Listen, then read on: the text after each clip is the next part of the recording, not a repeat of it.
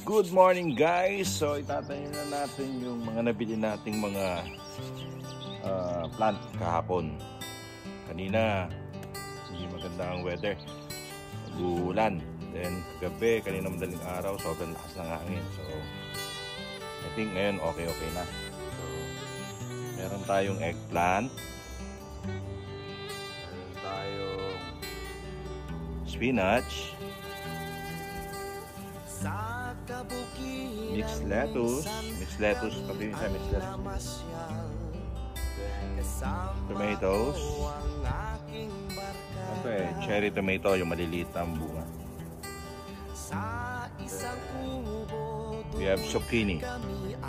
So tatanim ko to lahat ngayon, and hopefully before 2 months bago bumalik ng Pilipinas, pwede na sila uling harvestin para mapakinabangan. Okay? So, tatanong ko yan dito.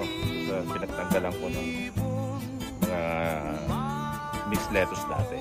Okay? Bye!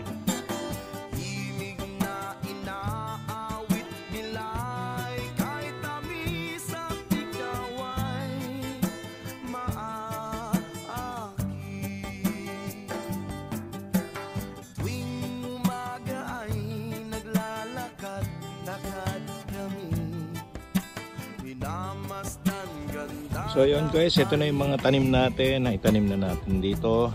So dyan ang mga lettuce, ang eggplant, okay, yung zucchini at saka yung spinach.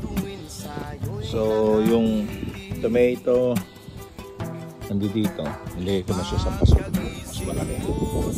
Okay, mas nakapitas na rin ako ng mga snow peas galing doon. Okay, yan ang mga rapitas. Hilahin na mamaya.